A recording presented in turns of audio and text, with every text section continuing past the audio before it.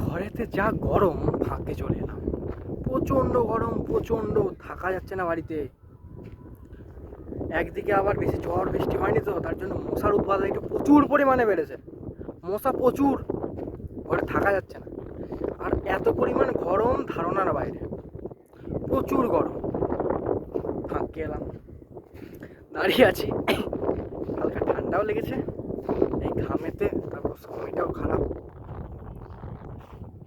এই গরমটা হঠাৎ করে পড়ে গেল, শীতটা হঠাৎ করে চলে গেল,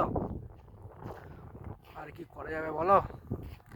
দেখতে দেখতে বসে আছি, এখন দাঁড়িয়ে আছি, এভাবে কাটছে দিনগুলো। কি আর করবো, ইউটিউব চ্যানেলটা খুলেছি, টুকটাক করে ভিডিও বানাচ্ছি, করার তো কিছু নাই। যা হচ্ছে তাই হবে, যেমন চলছে তেমন চলছে, যেমন চলছে তেমন চলবে।